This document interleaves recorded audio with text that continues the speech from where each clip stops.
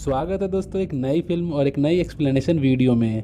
आज मैं एक्सप्लेन करने वाला हूं 2011 में आई फिल्म द थिंग को। यह फिल्म का एक सीक्वल भी बनाया गया था जो कि 1982 में आई थी।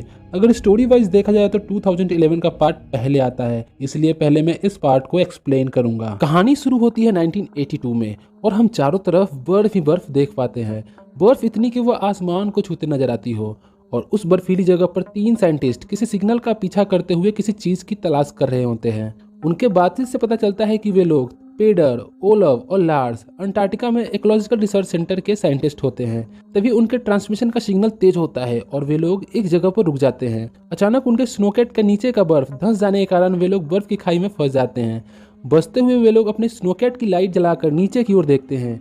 तभी उन्हें एक अजीब सी संरचना दिखाई देती है जो किसी विशाल स्पेसशिप जैसा दिखता था। इसकी जानकारी वे लोग अपनी टीम को देते हैं जिनसे उन्हें बाद में रेस्क्यू कर लिया जाता है। जब ये चौंका देने वाली न्यूज सैंडर्स के कानों तक पहुंचती है जो कि आर्कोलॉजिकल रिसर्च सेंटर का हेड होता है, तो इस डिस्कवरी पर रिसर्च करने के लिए उसे कुछ इकोलॉजिस्ट की जरूरत पड़ती है। इसलिए वह केट के पास पहुंचता है। केट कोलंबिया यूनिवर्सिटी में बैकबोन स्पेशलिस्ट है जो कि अपने काम में निहायत ही काबिल होती है। इसलिए सैंडर्स उसे रिसर्च के लिए केट को कन्विंस कर लेता है और अगली ही सुबह केट उन लोगों के साथ उस साइट के लिए रवाना हो जाती है जहां उन्हें स्पेसशिप मिला था। साइट पर पहुंचकर केट की मुलाकात स्कॉट एंड जूलियट से होता है। ये लोग भी इकोलॉजिस्ट होते हैं। उसकी मुलाकात एडवर्ड से भी होती है जो कि स्टेशन चीफ होता है। वहाँ केट सदियों से परे उस विशाल स्पेसशिप को देखकर हैरान रह जाती है। उस रिसर्च के दौरान उन्हें एक क्रिएचर भी मिलता है जो कि थोड़ी ही दूर पर बर्फ में जमा होता है। अगली सुबह टीम उस बर्फ को काटकर उस क्रिएचर को अपने सेंटर ले आते हैं ताकि वे लोग उन पे रिसर्च शुरू कर सके। वे लोग ड्रिल की मदद से उस क्रिएचर का एक टिश्यू निकालते हैं ताकि उस पे स्टडी कर सके। सभी लोग आने वाले खतरे से बिल्कुल अनजान होते हैं। जब सारे लोग रात को पार्टी मना रहे होते हैं तभी बर्फ के टुकड़े में हलचल शुरू हो जाती है और बर्फ धीरे धीरे पिघलना शुरू हो जाता है। जेम्स जब पार्टी से बाहर आता है तो उस क्रिएचर को रखे कमरे से हलचल महसूस होती है, इसलिए वह चेक करने उस कमरे में पहुंचता है तो पाता है कि बर्फ पिघल रहा है। तभी क्रिएचर बर्फ तोड़कर अचानक बाहर आ जाता है और जेम्स उस एलियन के बाहर आने की बात को टीम को जाकर बताता है और फिर सारे लोग उस एलियन की तलाश में जुट जाते हैं। तभी हेनरिक और ओलाफ को एक बहुत अजीब सी चीज दिखाई देती है। उसे देखने जब हेनरिक करीब जाता है तो वो एलियन को पाकर ओलाफ को अपने गन से मारने को कहता है, पर तभी वो एलियन अपने टेंटिकल से हेनरिक के आर पार कर उसे मार डालता है और उसका खून ओलाफ के चेहरे पर लग जाता है। बाकी टीम वहां पहुंचकर उस क्रिएचर को फायर गन से जलाकर मार देते हैं।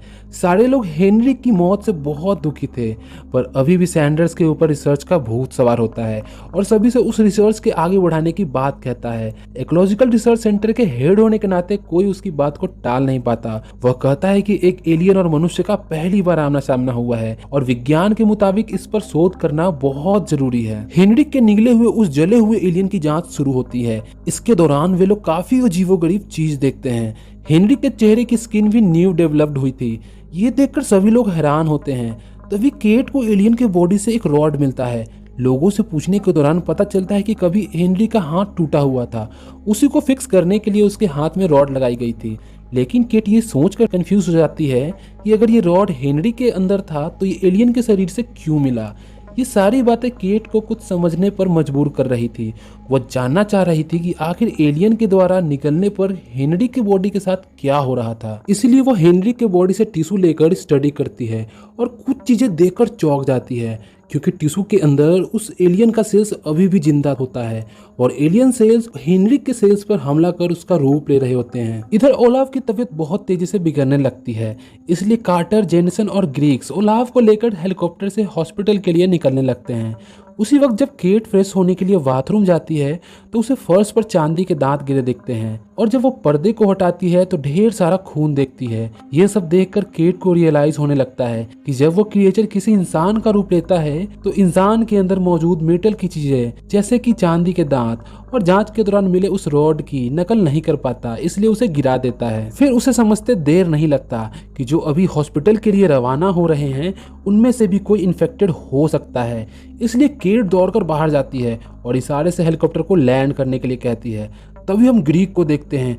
देखते ही देखते उसका पूरा चेहरा फट जाता है और एक अजीब सा क्रिएचर उसके शरीर से बाहर निकलता है और ओलाफ पर हमला कर देता है, जिससे हेलीकॉप्टर अनबैलेंस होकर दूर पहाड़ों में क्रैश हो जाता है। तभी केट वापस बाथरूम जाती है और वहां देखती है कि फर्श पर गिरा हुआ खून किसी ने साफ कर दिया है। उसे समझते देर नहीं लगता कि हम लोगों में से किसी ने खून को साफ किया है और हो ना हो हम लोगों में से ही कोई एक इन्फेक्टेड है। इधर कमरे में मौजूद सभी लोग ये डिसाइड करते हैं कि हम मदद के लिए अगले बेस स्टेशन जाएंगे, पर केट उन्हें जाकर रोकती है और कहती है कि यह सही आइडिया नहीं है क्योंकि हम लोगों में से कोई एक इन्फेक्टेड है। ये सुनकर सभी केट की तरफ देखने लगते हैं तो केट उन्हें टिश्यू के सेल्स की स्टडी के बारे में बताती है कि कैसे एलियन सेल्स ह्यूमन सेल्स की नकल करते हैं और उनका रूप लेते हैं, और उन्हें बाथरूम में मिले उस चांदी के दांत को दिखाती है कि उसे यह बाथरूम में मिला था और उसने बाथरूम में ढेर सारा खून देखा था जो कि किसी ने साफ कर दिया है।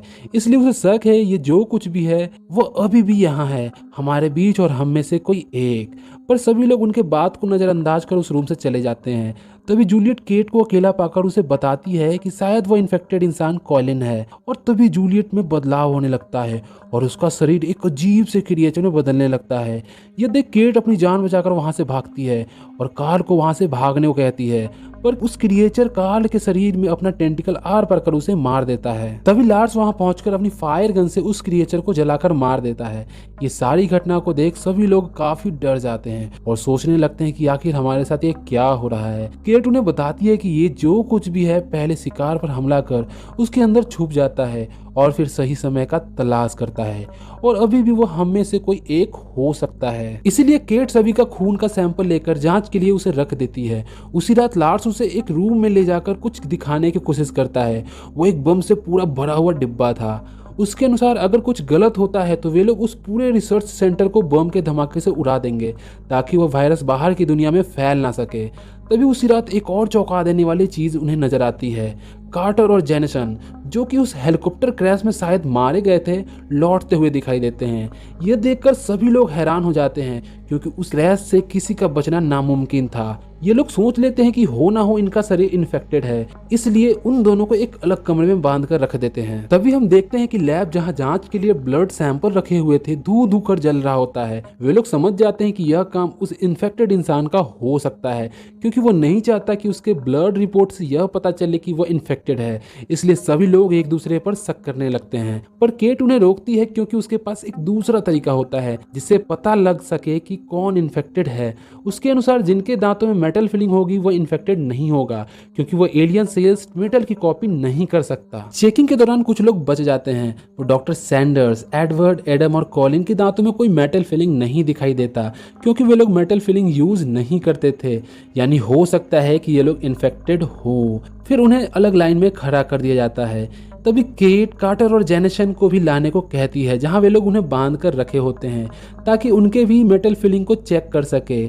जब लार्स और जोनास उस रूम में पहुंचते हैं तो वे लोग वहां उन दोनों को नहीं पाते क्योंकि वो दोनों वहां से भाग चुके थे। जब लार्स दूसरे कमरे में चेक करने जाता है तो उसे कोई दरवाजे से अंदर खींच लेता है। यह देखकर जोनास दौड़कर वापस आता है और उन्हें बताता है कि ये लोग लार्स को ले गए। तभी हम देखते हैं कि कार्टर और जेनिसन, जिन्हें बांधकर दूसरे रूम में रखा गया था, रिसर्च सेंटर के पिछले दरवाजे से अंदर आ जाते हैं। पेडर उन दोनों से लार्स के बारे में पूछता है कि तुमने उसके साथ क्या किया, और अपने फायर गन से उन्हें रोकने की कोशिश करता है, पर जेनिसन उसे गोली मार देता है जिससे पेडर वहीं गिरकर मर जाता है। तभी अचानक पीटर के शरीर पर बंधा फायर गन का सिलेंडर फट जाता है जिसमें एडवर्ड घायल हो जाता है। जब उसके साथी एडवर्ड को रूम में ला रहे होते हैं तभी एडवर्ड का हाथ उसके शरीर से पूरा अलग हो जाता है और उसका वो हाथ काफी अजीब तरह का होता है और वो जोनास के मुंह पर चिपक जाता है और फिर उसे इन्फेक्टेड कर देता है। धीरे धीरे एडम में बदलाव होने लगता है और वो उसका पूरा शरीर 4 पैर वाले क्रिएचर में बदल जाता है और वो अपने टेंटिकल से सभी को मारने लगता है, और इसी बीच वह क्रिएचर जेनिसन को मार देता है। जब एडम वहां से भागने की कोशिश करता है तब वो क्रिएचर उससे पकड़कर उसके ऊपर चिपक जाता है और वो फिर 2 मुंह वाला क्रिएचर बन जाता है। इसका मतलब यह एलियन सेल्स किसी ह्यूमन सेल्स की कॉपी बहुत तेजी से कर सकते हैं और हर बार नए रूप में बन सकते हैं। केट उस क्रिएचर को जलाने ही वाली थी कि तभी वो क्रिएचर वहां से भाग जाता है। फिर केट जोनास और जेनिसन को जला देती है जो कि इन्फेक्टेड होता है। यह सब देखकर सैंडर्स एक दूसरे रूम में जाकर छुप जाता है ताकि वह इन्फेक्टेड ना हो पाए, पर किसी तरह उस क्रिएचर को उसकी भनक लग जाती है। फिर वह उसे मार देता है। धीरे धीरे करके क्रिएचर सभी को मारने लगता है। फिर केट और कार्टर फायर गन और कुल्हाड़ी लेकर उस क्रिएचर को ढूंढने लगते हैं ताकि उसे यहाँ से बाहर जाने ना दें। तभी हम देखते हैं कि डॉक्टर सैंडर्स स्नो कैट लेकर वहां से भागने लगता है। केट और कार्टर को यह देखकर समझ जाते हैं कि वह सैंडर्स की भेष में एलियन है, इसलिए वे दोनों उनका पीछा करते हैं ताकि वह शहर में जाकर लोगों को इन्फेक्टेड ना कर सके। सैंडर्स की स्नोकैट एक जगह खड़ी देखकर वे दोनों वहां रुक जाते हैं। वह वही जगह थी जहां बर्फ के नीचे स्पेसशिप होता है। केट और कार्टर को समझते देर नहीं लगता कि वह एलियन जरूर उस स्पेसशिप में गया होगा। वे दोनों स्पेसशिप के ऊपर पहुंचकर उसे ढूंढने लगते हैं। तभी स्पेसशिप शुरू होने के दौरान केट स्पेसशिप के अंदर गिर जाती है। अंदर पहुंचने के बाद केट वहां बहुत अजीबोगरीब चीज देखती है। डॉक्टर की फेस में वह क्रिएचर को केट की भनक लग जाती है और वह केट पर हमला कर देता है। किसी तरह केट अपना जान बचाकर वहां से भागती है और छुप जाती है। वह ग्रेनेड से उस शिप को उड़ाने वाली थी पर वह ग्रेनेड भी कहीं गिर जाता है। तभी अचानक उसकी नजर ग्रेनेड पर पड़ती है। जैसे ही वह ग्रेनेड लेने जा रही होती है, एलियन उस पर दोबारा हमला करता है पर केट उस ग्रेनेड का पिन खींचकर उसके मुंह में डाल देती है। तभी कार्टर भी वहां पहुंच जाता है। फिर दोनों वहां से भाग जाते हैं। देखते ही देखते शिप में बहुत बड़ा धमाका होता है जिससे शिप पूरी तरह खराब हो जाती है। दोनों जब स्नोकैट से लौट रहे होते हैं तब कार्टर केट से कहता है कि इस फायर गन की अब जरूरत नहीं है, इसे गाड़ी के पीछे रख दो। पर केट वहां रुककर कहती है कि तुम जब उस रूम से बाहर आए थे तो मैंने तुम्हारे कान में एक मेटल रिंग देखा था पर अब वो नहीं है। और फिर वो अपने फायर गन से बिना देर किए हुए इसे जला देती है।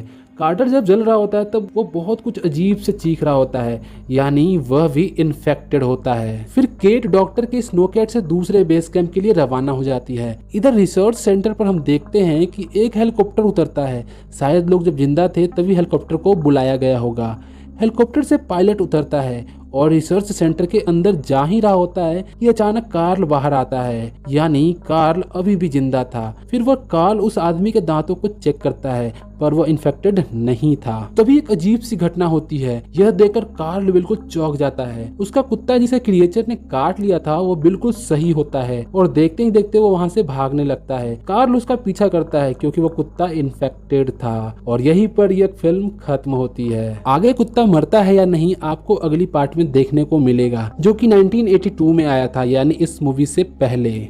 यदि वीडियो अच्छी लगी हो तो चैनल को सब्सक्राइब कर वीडियो को लाइक करना ताकि मैं आपके सामने और भी मूवीज की एक्सप्लेनेशन लाता रहूं। तो मिलता हूं दोस्तों मैं आपसे एक नई मूवी और एक नई एक्सप्लेनेशन के साथ। Till then take care and bye bye.